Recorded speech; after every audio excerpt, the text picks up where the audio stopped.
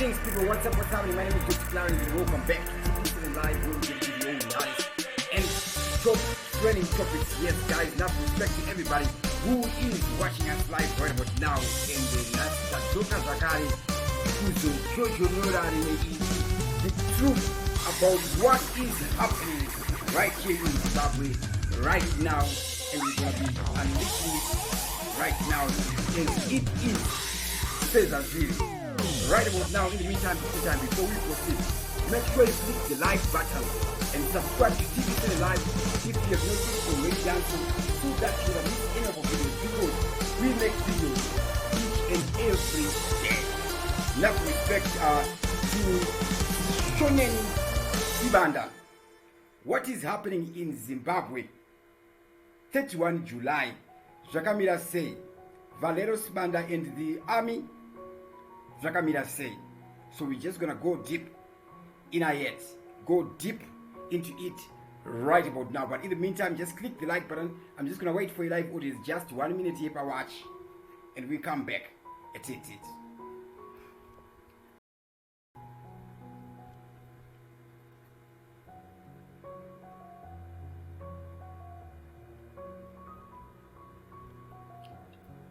Okay, can you confirm if you can hear me and if you can see me right now?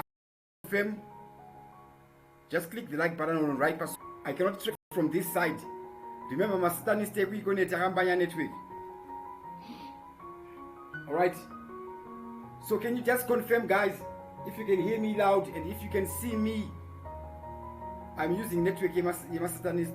Alright, who is watching us live? I'm waiting for a response. Showing on the screen right now, world's third largest PGE. PGE has something to do with it's platinum G something. What matters is the platinum. Alright. Great 4,000 historical gold mines in Zimbabwe. We're gonna go to video SB Moyo. And we're gonna analyze it. We're gonna read body language. What was happening, what is the connection with what is happening right now. Pane pakamboda speculation yekuti SB Moyo akambotsiritsina kuti iyo mdara yo kasafaya energy mutodi nayo in I'm gonna resign. Was it true? And if SB Moyo was gonna resign, ITMB yes, enough respect to Loretti Murambiwa and kubva zvandapina. Okay, hanzi kubva zvaakapinda hapana kana chinoyemurika chaakaita. Ndonyaya yanetsa masoja zvai. Okay, zvainyasoiverenga yese. I don't know where you're writing from. Alright, enough respect to everybody who's watching us. Give us facts. It's just as it is. As it is. Alright, so I'm just going to refer you back now to the articles that were trending, and we drew up most of the big ones, or the so-called big ones. But now,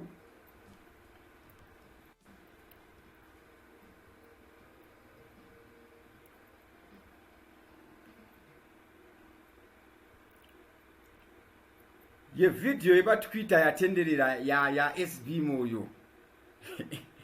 Alright, so I'm just gonna play it right about now. There is something deep on this video that we notice but do not notice. Chatinoona but atichione. This SB Moyo trending video. Alright, I'm just gonna try and play it. Bear with me. Bear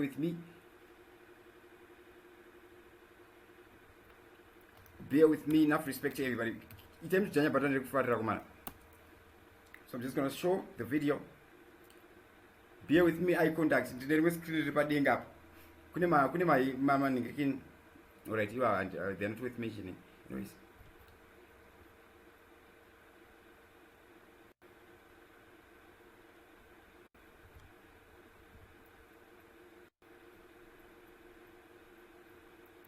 Earlier on, I was supposed to have done a video, yeah, the truth about Strive Masiwa and Econet, the real owner, right? I haven't done it yet. All right, it's still there, it's still coming, it's still proper scheduled. Okay, the video is open now, the SB Moyo video. Let's go straight to it.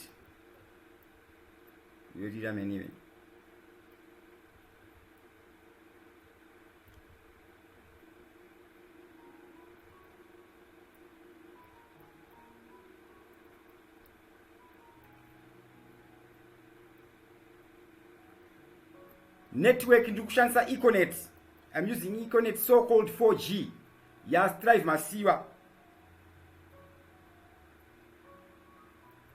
Alright, this is Econet, this is not Zol, even though it company one. Through the agent who had supplied buses before. So we're just gonna read body language as it says Aziri. Connected. Not at all. In fact, if you're talking about the issue of buses, those buses were bought from an agent who is the supplier of and the representative of the bus company here in Zimbabwe, not even out of. So the guy, SB Moyo, is a soldier, right? A Zimbabwean soldier, right? The other lady interviewing SB Moyo is a television presenter. We are seeing that SB Moyo is not at ease, is not comfortable, right? So far, from what I'm reading, there is no signs of lying, right? But he is not comfortable, or rather, there are two things. He is not comfortable and he can't really answer the question, or rather doesn't he really answer the question. But the big question that was not asked there, that I'm going to ask now is, why is he feeling uncomfortable around a journalist? Munu wa foreign minister, munu wa minister, inferiority complex. Remember wakomana wa masoja vanonzi mavangard masoja anongonotirwa chisoja etc, right? And they enter those offices to safeguard, right? But kukazoyama academics ma1, so mafesa anotovarwa pafeya nemagai vachivarwa mari vachivarwa masini. I'm going to show you more evidence. All right, so right now we are seeing inferiority complex. It is in all of us because it was instilled in us. Okay, 31 July, Army Commander Valerio Sibanda, did he endorse it? Right? Did he? We saw a video that was an old video, and unfortunately, for truth's sake, people want to be told what they want to hear. Okay? Unfortunately for the people, they want to be told what they want to hear. But maybe, fortunate to the blogger who posted the story for views, it's all going well at everybody's expense. Remember yesterday we did a video on fake nice people. There is a link, there is a connection. Okay, this was extracted from this video. The Zimbabwe Army Chief opens up August 9, 2019, posted by ZTN, Zimbabwe Television Network. Okay, it's not showing it on screen. Right, there's Zimbabwe Television Network. Channel here, come on, try very hard, customer view. Zimbabwe papers, just whatever. Okay, channel. All right. The insults are deliberate. Okay, the insults are deliberate. Larry Murambiwa, say, enough respect.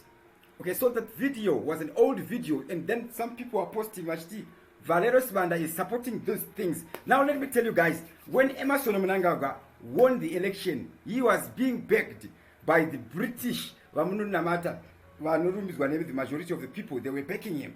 right? Remember when Changirai passed on, anga lose popularity because anga ama one, maybe vakachinja dongi rekufamba naro. But remember vakomana masoja, the same way yakavharwa madhara edu kumutapa empire vanovharika. And right now we are seeing kuti anamtulingube varipo vachita vanoita. We have done videos, we have exposed them, right? We have done hypotheses, we have exposed them. Now what is the link? What is going to happen on 31 July? Remember I said in 10 days they are going to do this. Now on 31 July ndakataura nyaya yekuti either pachabuditswa COVID, so-called COVID-19 iri massive, iri more advanced kupfuura izvi. Munhu mutema is the most complete person because ane izvi melanin inoshanda ku-immune system. So we are developed, right? And we also have a pineal gland, one of the goat connection, the goat gene, all right? That consciousness, third eye chakra, chinongwanika munhu atema yevarungu is calcified, right? So zvirwere zvavo zvavanounza kunoku, like CPW program when they were bringing ana cholera munguva yehondo 1978 kuti munguva yehondo because vikazoti muna 2008 kune vanhu vanozongoda kungopikisa. So AIDS as a business aichabhadhari because munhu mutema overcame it, right? Then now these guys, they are varikutonga through what? The United Nations against Africa. Do we even know the history of United Nations? Kuti yakatanga say World Health Organization when it started yakatanga na David Rockefeller Foundation, Rothschilds, right? They started it to end the Second World War. Why were they fighting? And they even call it World War. They were fighting for control over Africa. Kusvikira vazochekerana Africa vakagara Berlin, whatever they call it. Okay?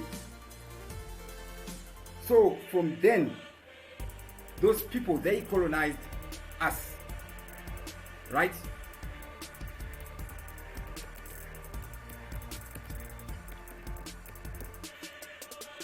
They colonized us. Now this is where it all started. How did they colonize us? Colonization yakatozonyatotanga munomutapa anga ari panguva iyoyo abhabhatidzwa. Okay? That is where we stand is as a people. And hondo yatakatarisana nayo. So either it was the COVID-19 or protest ichatena into a civil war. Call your United Nations peacekeeping. United Nations peacekeeping is chaita. See how she luta my minerals. And their custodian, the person who is likely to become the next president of Zimbabwe, if the manipulators and the imperialists so decide, this drive masiwa, the so-called prophecy, a new president from the overseas. Remember those guys, the so-called prophets, very secret society. So vanoitisana tiraita chakatika saka enda nochiprofita kusite pako unovoita power chichiwaizia so next time patitaura kuvhara vanhu chi. Anyways, it's the ugly truth that people do not want to hear. So this is how they did it at the Chagos Islands, and I think it is the same formula pavakati colonize Africa TSA, but we're gonna go into this document. All right. The ingredients, warmongering. Pakatanga kusumuka the Kumalo Empire, Chungamana Shaka Zulu, the Roji Empire, takuseparate because the entire Southern Africa, port to port, kuenda pa space up, it was Monomtapa Empire. Right? After that, warmongering, these grand old groups, the Africans, zaienda kunema Portuguese. Vanga watodzikwa unyika kwawo because vanga varisiri vanga ma prisoner, you know. So it's boss because of that inferiority complex. That same thing chirikuita kuti SB Moyo ashai confidence pana presenter. If you check the thumbnail to this video,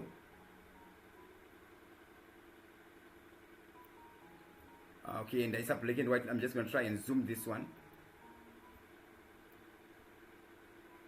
Here, I am first a prime minister who could pretend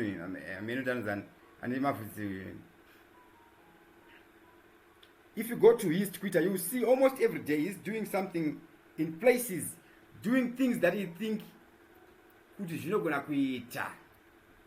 Right? Remember my system 13 first energy mutodi akambosungwa then now here will learn the baron. Right? There are people who end up near people with power, and those are booty leakers. Those people, they are very influential. They are united as a force. Right? They can keep good away from you. Do I find the way back Papa and face way do Mugabe? Criminals around Mugabe. Right? Even in your personal life, when you want to get an opportunity, it's always people around something that you want.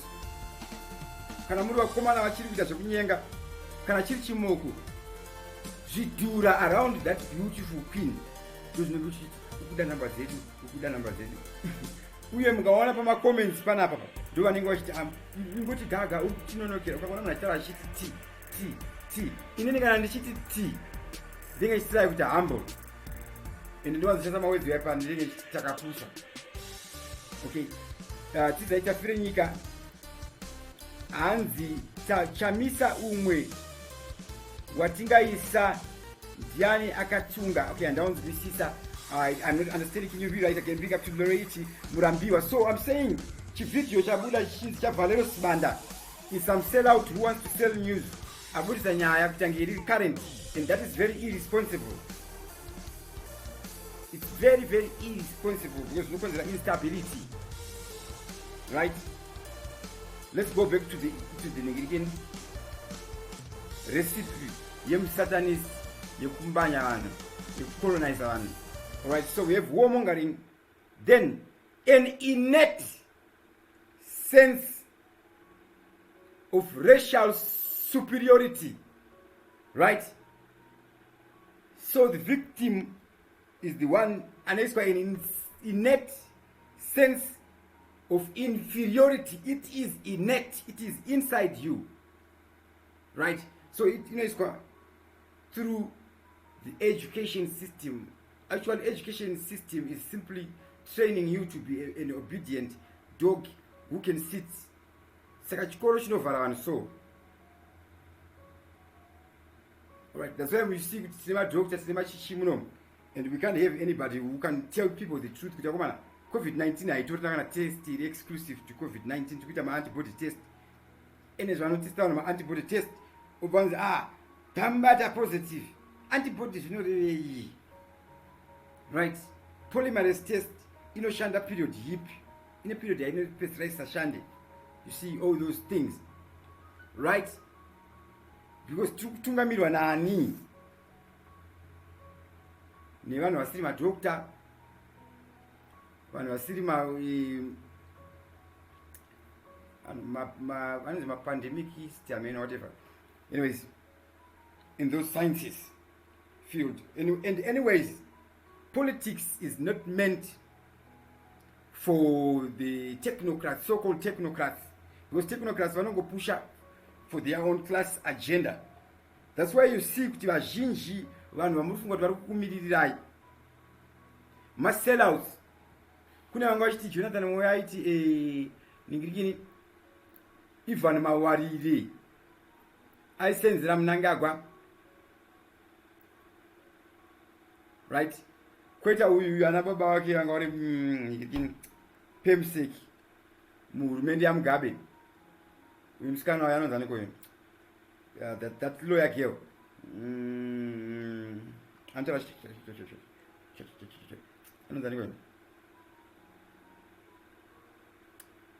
that lawyer girl, our spokesperson again, the name that can't because it doesn't matter in my context.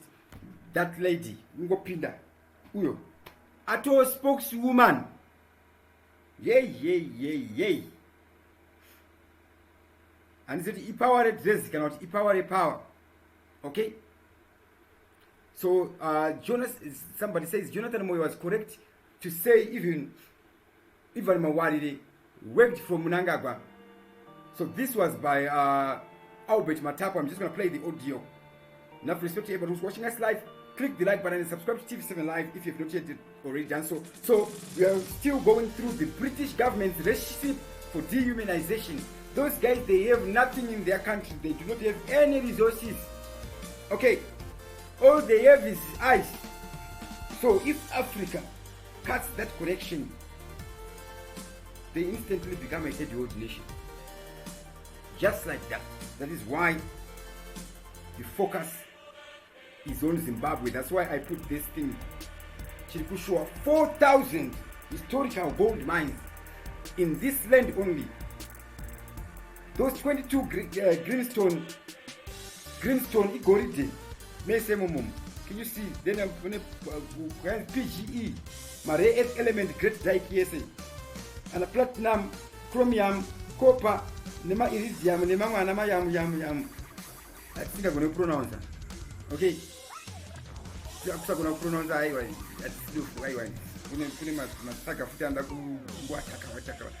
Yo, sell out the only for you as well. You understand what SB Moyo. But I should tell you about the in Second, you know that Africa look sick. Okay. I think you must sell out. Must sell out to Mundo. Can you go to the information yabo? To whatever kitisa. And this guy must sell out anuraiwa. Want to try information yako. Because what is it? Must sell out anotengesa kwese. But it's too much in now. You take a part on a religion. Fungwa. At Shafunge, corruptions of that brains. Alright.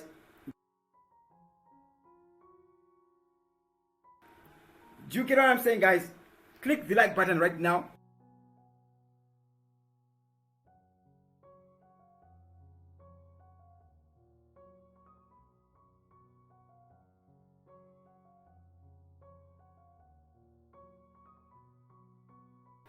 Remember yesterday we were talking about Thokozani Kupe saying if Morgan Changirai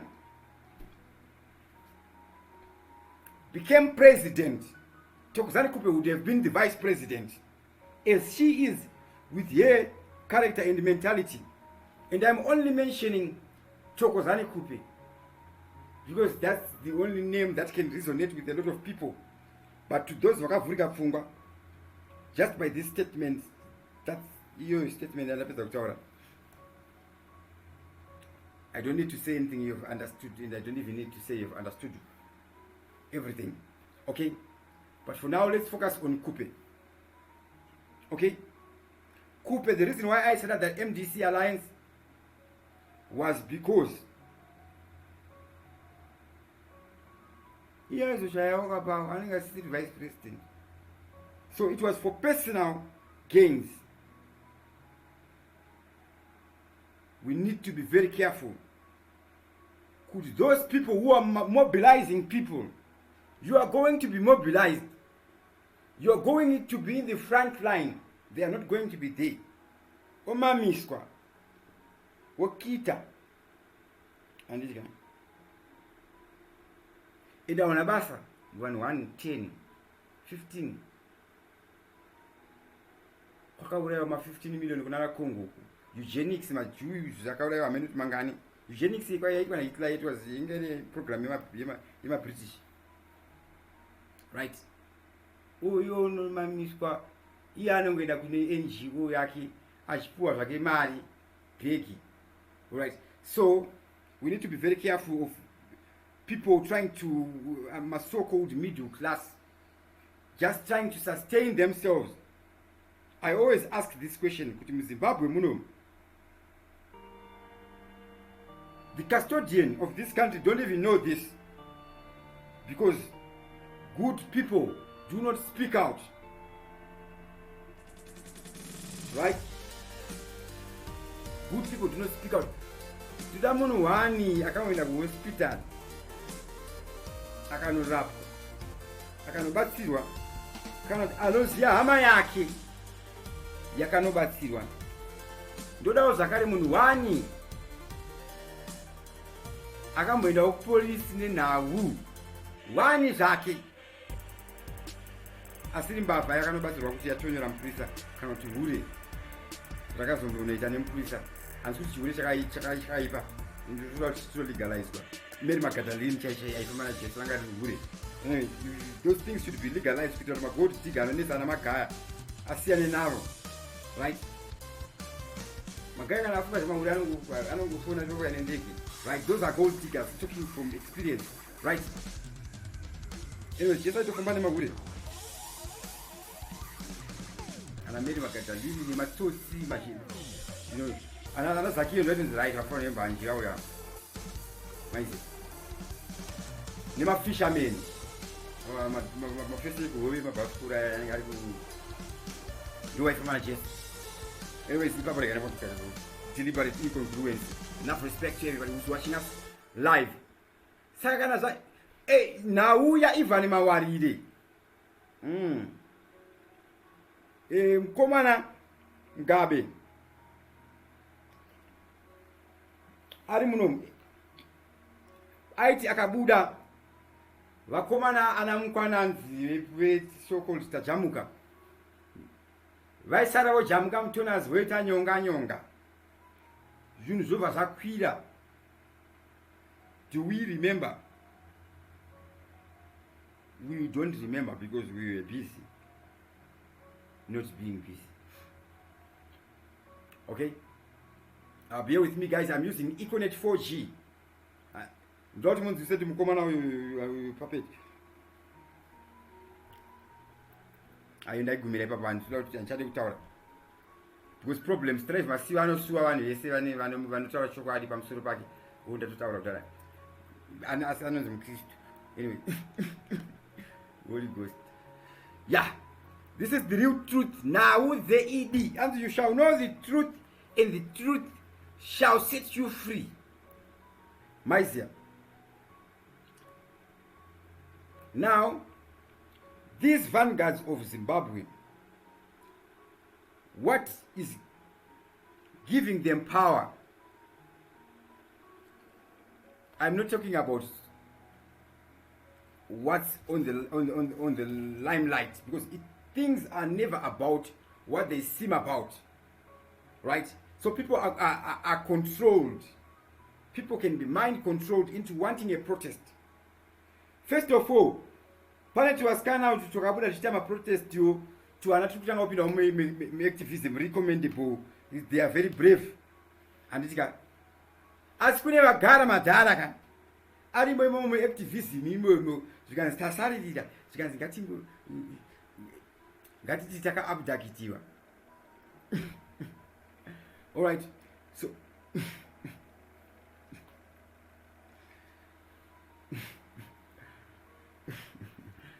ndiri kutaura zvakawanda apa ndirichita ndiri kutaura zvakawanda ndichitaura zvakawanda. It's unfortunate kuti I have two. So mafesa ana SB Moyo nemamwe madhara anotonga, kune madhara asingatogone kana kutocreata WhatsApp mufoni azvinoti ana wisdom nematurity, right? Because kare kedu maelder edu aishanda neconnection with the spirit, right? But pakauya education, the tree of knowledge of good and evil, we lost that connection with our inner self. Check out the last video, I was talking about the thymus gland, okay? The endocrine system, the spiritual connection, the 7 levels, or the 7 levels, the meditation on the chakras, the Christian 7 heavens. Okay? So that's how our elders were doing it, Kudara. They were being guided by the Spirit. Okay? They were guided by the Spirit. So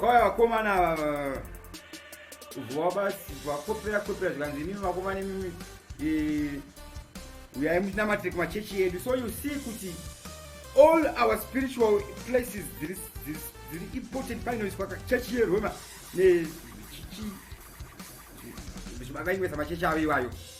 indoctrinate the people, to enslave the mind. And right now, the mind of most Zimbabweans is enslaved here. Poverty is here. But when you know the truth, apologies in that debunk that audio, you know, I need to flow with the audio. Apologies. Enough respect to everybody who's watching us live. Lyson Mwaranga Simbarashe Fore says Zimu yaodzwa nevatongi vasina kunaka garwe ngarive. Okay, what you can do, you can come and register to vote. Okay, loud and clear.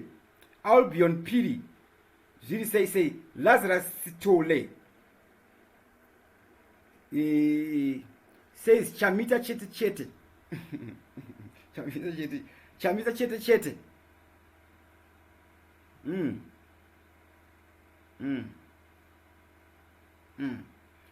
Joel Q. We removed both. What the difference? Removing EDU on any benefit a sort of ordinary CDs. Yes, that is very Joel Q. You are enlightened. Unless we resolve the question, yeah, imperialism. Right now we are having him to Lingube. Bloomberg. Zimbabwe has just become cheap and we have removed ownership rights from the mine. So you can come. To face it. So ignorance. Remember,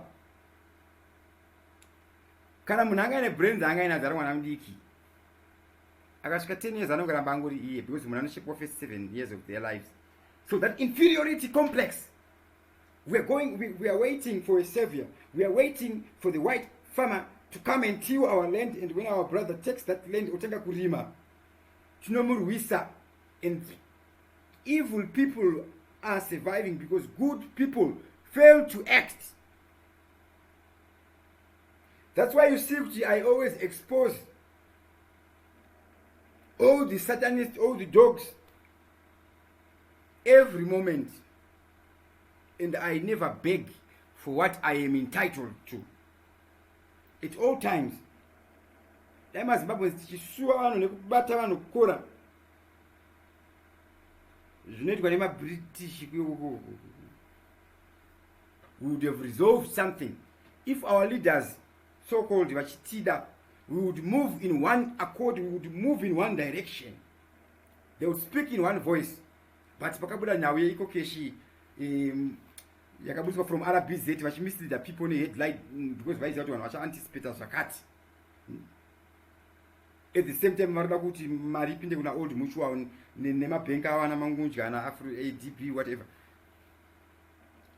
Africa Development Bank rekuti America, Britain inenge more voting power than Zimbabwe.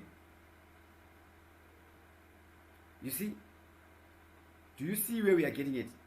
And the madara danga chibatwa batwa amdara tukurwa imdara ini manje mdara ndakadzidza mdara ndara ndandiri ku World Bank mdara so which create a credit which kudza economy, build real industry. Austerity is a cycle, crasher because it can only go down. How can a country with gold, your social income, for Nangeri ma tax, what ones na boss IMF, we will start massive servants. But it's their plan to keep you frustrated, to dehumanize you, to keep you in fear, so that you don't have any dignity. That's why you see with massive servants, anapuwa mali shoma. Right? But the same oppressors can manipulate your system, mopuwa malone, havanei nazvo kana mukasamadzosera maloni wayo kana kuti mukadzosera mari iyo yaidona value. Because one, munhu akakupa loan under fractional reserve banking. I was checking my books in my bank, so I'm chat already started because they never know evil. As I say evil junk. Anyways, Marika to multiply or so. Fractional reserve banking. I still not some better. Anyways, right? They create money out of thin air, typing numbers into the system. You import, you cause, the trade deficit, turn debt, right? Then internally also, we do sovereign. Internally, it's domestic debt, yes. Domestic debt, internally. Because you pay $100 is sipo. We cannot take a chikafu. Kune munhu achada kunotenga achada kunoota chiba hupfu achada kunoota chibagi achada kuenda kuchigayo achada kutenga spare part nemari isinga exist. So at one point it is going to be needed, or is it? Garajia tuda forex Asia munyika medu muno oyo kuti mabhengi enyaite mari. Alright, garajia, it's simple things that are complicated. So those are things zisinganzisike soldier, because soldier akatokuzvipira kuti ndambo kuchengeta nyika inoyi and toda kuti zvinhu zvifambire vanhu vese. That's why muchiona kuti masoja mazhinji havana maasesi akawanda, because vanga vasiri kuluta. Zvinamira zvikwekwe zvinouyawo zvakabata manhingirikini iwayo ndo zvine zvitora mari, zvikaita zvemaland baroni, zvikaita zvema what heaven baron, zvikaita zvema what yay my god. So masela uzanenge padhuze right ndara bye pakadaiso ndara pakadai ana ndara iwa ende ndara anobva kumanyemweka maizera. So those are the people who are prospering at the expense of good people. 31 July, somebody is going to put money in their pocket. Is it you? Alright, simple advice. Oh, munoda vanhu here, munoda vanhu here. Chienda yakamirira vanhu, chingwenda muri 10 kana 50, muenda imimi kuprotest. Kana zviya protest agenda ndeyechizhe. Ndingopinda mutuna tokuita mabhabhari ene. It's unfortunate kuti vanhu vanofunga kuti vakadzidza havadi kuita involve themselves in the running of their nation. Ndosika vakomana vembanje, vakomana vanodhakwa, vakomana whatever zvinodhaka izvozvo. Andika vari vanopinda in those positions of power, vanoita makansela, vanoita MPs. It's highly likely, if you're watching me from Zimbabwe, kuarea kwaunogara MP wako iwewe kana ari wechidzimai ndozati ambuya vanobayisa havana murume. Kana ari mufesu ndozati anotora vakadzi vevanhu, anoitika netuvana, anorwara. Itsotsi. And don't underestimate itsotsi because itsotsi.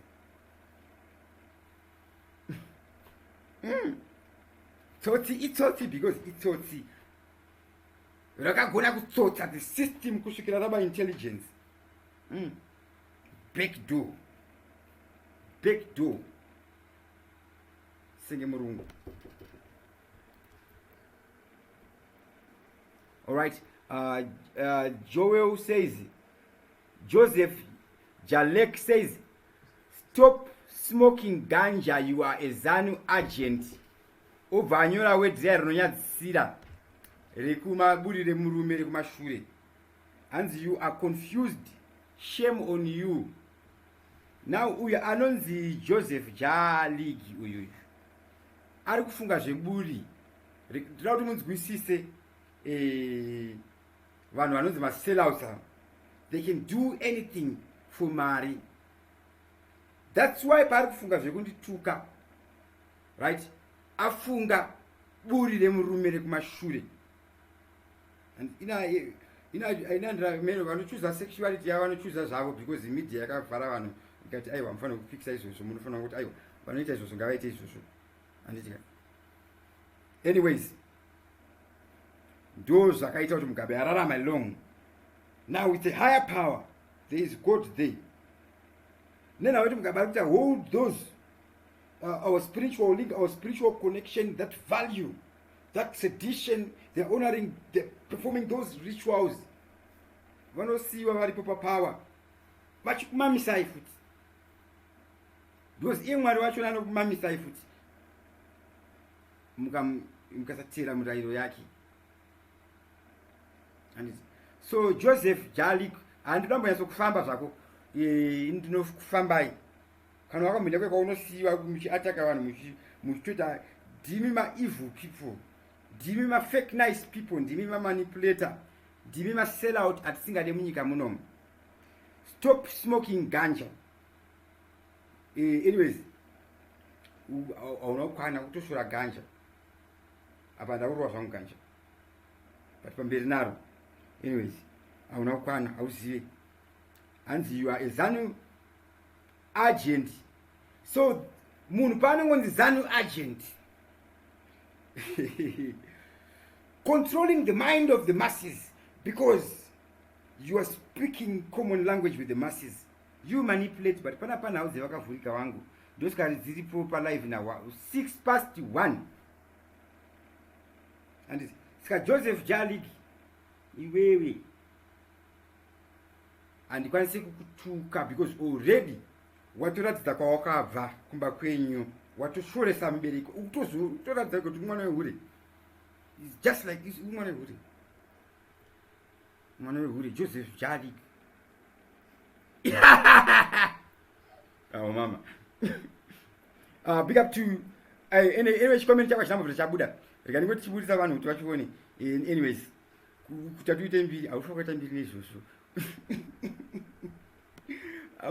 unless kana uine manhu uri mukadzi pamwe waushokata mbiri kana imwe. Lazarus Sitole says we are tired about ED. Where are you? What are you doing about it? If you want to make a change next election, we have Zimbabwe. Zimbabwe. Join a political party essay. R2, R3, R2 cheti. In fact, 1.5. Where's the splitter? Yeah, coupe. Right? Kuma primary koko vote out matsotsi. Remember, time election, Papa, we're going to do something that's going to be accessible to everybody. Operation wakaitire Ivani. Right?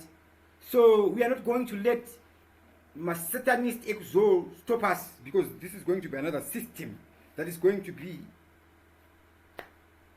on another level, in another world altogether. And remember, wakomana vekuzora vafana avatombotumwe nabhosi wavo, bhosi wavo vane dzake vafana vakafanana imbwa inonzi chiweni ameno zita rani Joseph puwa zita remubhaibheri. Joseph ndiani?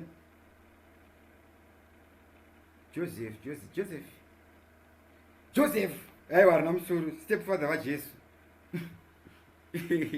vatochengeteswawo mwana wemwe murume, stepfather vajesu. You are a stepfather. It's a system. So yes, it's a system, and it's not many people who understand that it is a system, including those that are in government.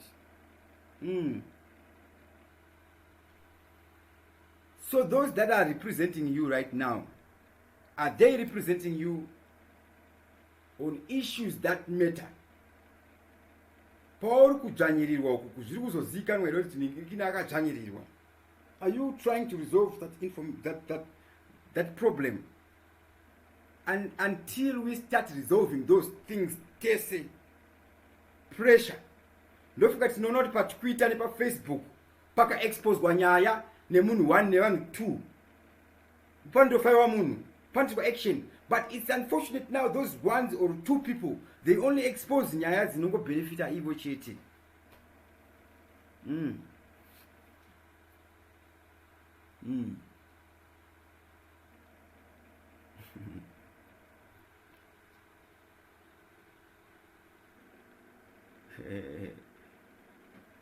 Hanzi na Joseph Jaligi Hanzi, this is the best vanyora kwedzi rake ronotanga A richizopera na whole utoti best kunobuda nechina ikoko utoti kubest we china wewe. Anyways, ndakumbloka, but guys, just for the record, vanhu vanenge ana Joseph Jalika, if you go and check pa YouTube, muntu unoti aneka failed YouTube channel kake, pose anototedzera pattern, maybe pose ne hairstyle yangu yemuseve kana kuti makepi kana kuti whatever, utoona munhu achitotedzera achitotaura kana nekushandukira ikoko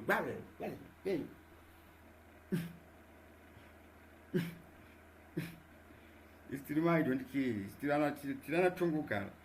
I say Professor Goboza.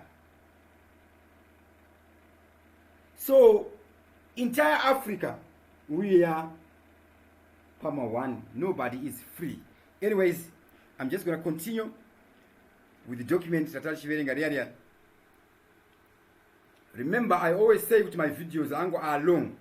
Those who can take content and expand it, or Bobo, do so. Mungo upload it on my platform. If you are uploading it back on YouTube, just change something, because YouTube doesn't want reused content, and this content is not for people who want to make money on YouTube. If you want to make money on YouTube, it's a current affairs, it's a comedy, tawarane shona, because wana kwanda vanzwe chirungu. Chungu faba ni nyaya. Like it was mtungu ichika drama kenyu, mahato right, and it doesn't matter even if you copy. Okay? So, okay, we're still on the government, the British government's recipe for dehumanization. To those who are watching, I urge you guys to research on the great kings of Africa. Mazimambo ema Africa katonga ari great. Muvazive kuti makingdoms awanga kaita sei. We were civilized. We are civilized. The first civilization in many aspects, including Renaissance yekuningirikino kukana Leonardo da Vinci kwakuri vanhu vatema, right? Kwese kunosvika kuEgypt uku musikana weQueen Sheba, Cleopatra, those, yes.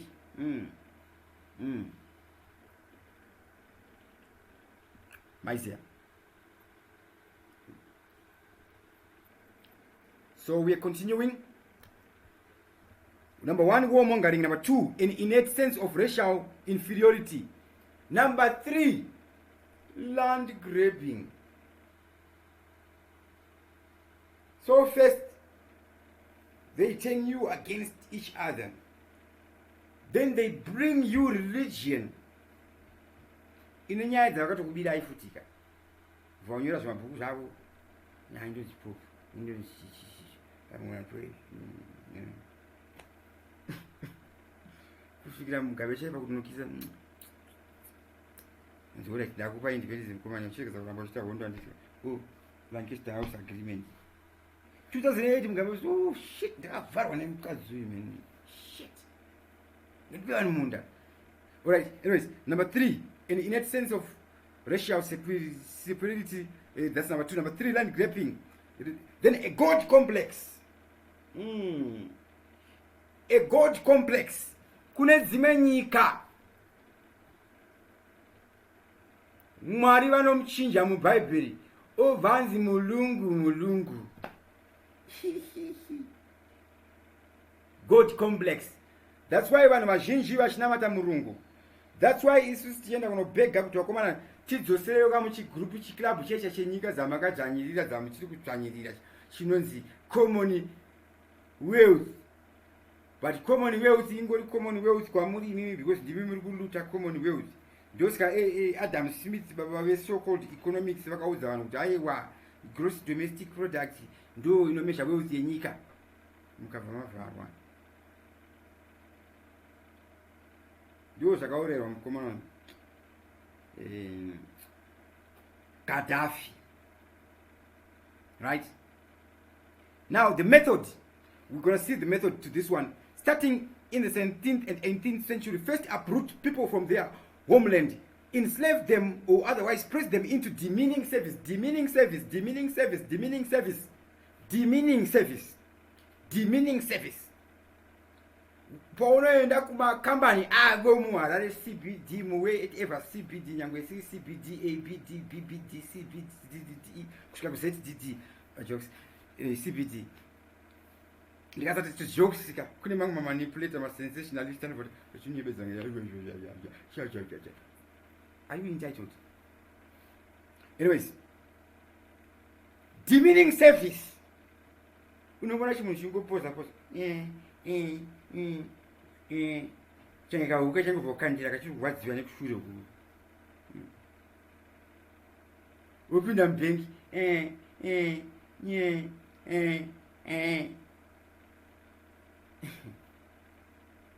Achimai.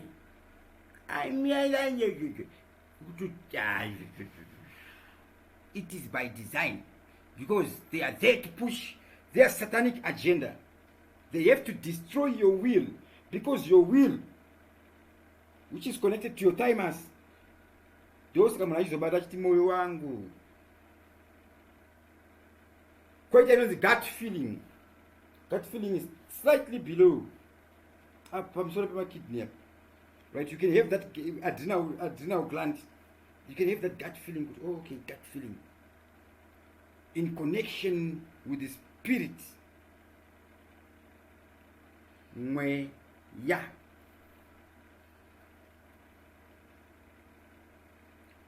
Alright, so she knows I'll create in my own image. Do a church knows the language soul. The language ya.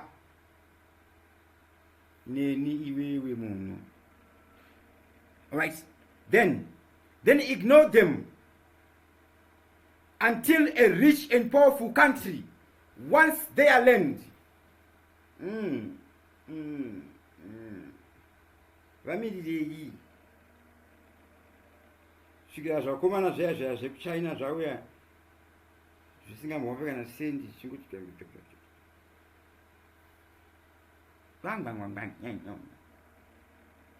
the role of projects is not, you cannot down a bridge, a many bridge, like I'm gonna come more hard. And you can't expect to keep more hard item guy, I'm soldier. Okay. Don't ask me those guys are my so-called advisors, but what advisor? When there's some dealer kumberi. Woga. Saka nyango tikachinja system. Wakumana wakabata nyika ino wakabata ma resources wakumana mama na Anglo American wakumana wana old mutual wakumana na Night Frank. Wachiramba wakabata. Right? So you should never forget these times. And you should always remember that there is something that is above the Constitution. That agreement, that memorandum we had before the Lancaster House conference or conference kufara. Okay, it is above. Anyways, even in because it is my duty to uphold and all the mineral rights so far. Smith 1963. You notice the president's office controls.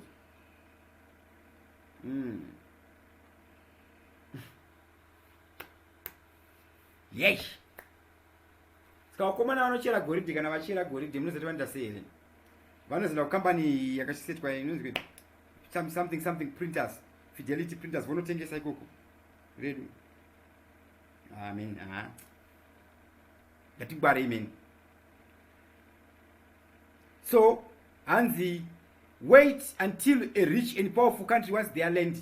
Next, turn your BDI on this land, viewing the human inhabitants as an inconvenient weed on potentially lucrative real estate. Now I don't know what it's a connection here. Nema new minerals are going to come Zimbabwe muno. certificate of vaccination ID COVID-19. I don't know. But right now as we speak, kune vanenge vachitochera izvezvi vamwevo ende ngavachere kana vangori vazimbabwenzi angavachere nditosapota makorokoza pane kuti chinhu chinhingiri nchiuye kuzokorokoza bhu vanotenderedza mari aiziya kwete mbukwe dzinoenda nemari kunze. No. Okay, weed the natives out, referring them to as Tarzan and whatever.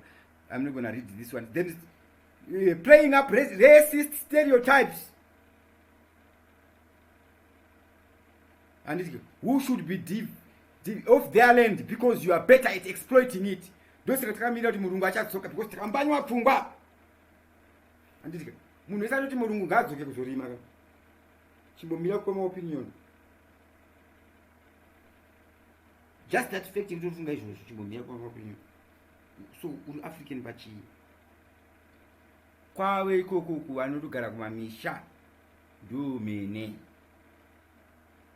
isusu kumamisha kwedu kwatikaiswa kune majeshe koko vazotigira majemo mbeu achiuraya maorganic seeds edu kuri nani asi nezvikestiko venzera akapuwa farm iye akanoswimira nyika futi mwana wako anoswima anokana kutoswimira nyika negroup Z school anodzidza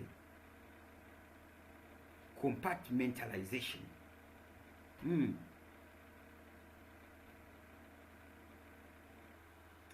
So without the native, then list mama lagumira ipapo. So we are not battling out their bones now. Let's flesh it out.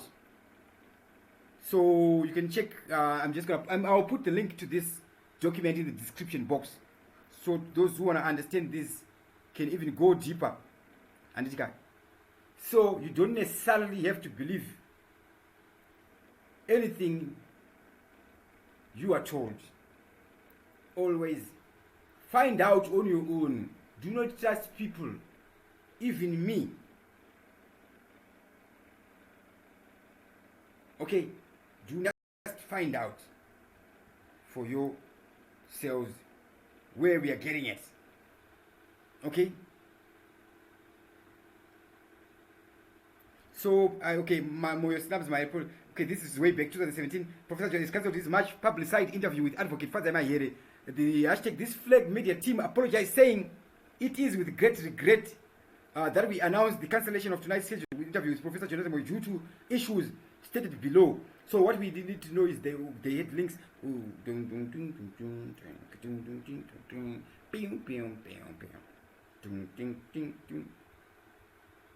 Okay.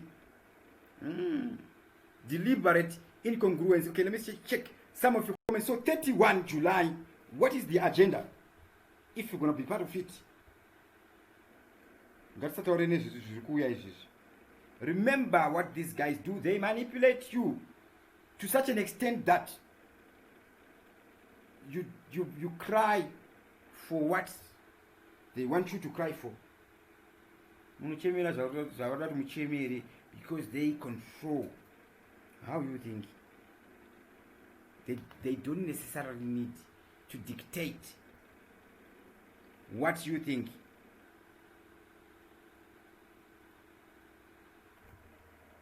Enough respect to everyone who's watching. So I have a caller coming. I'm just going to try and put them on live comments.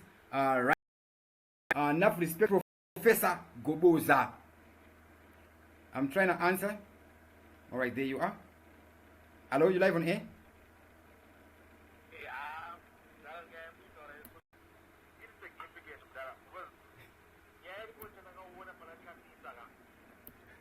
Yes. Chamisa na SB Moyo mdara. Yes. Warushanda wese kawanzere. Maipila. Kuita say, like as in. It's a coalition. Chamisa aganizwa sort of like iriya mogi. Dora akazopiwa tokozani. But mpana Chamisa arikuda ngora maitasi. But Yes, but can you agree with me, Kuti, whatever is going to happen, it's all about the mental impact? Of course, it's more about mental impact. But do you think this one, do you think there's going to be bloodshed? But if there's going to be bloodshed, they can be changed. Without bloodshed, they can be no change. So that's why all the kings, the Likas, the Nobel, Yabifam Georgia, Mugabe, every time,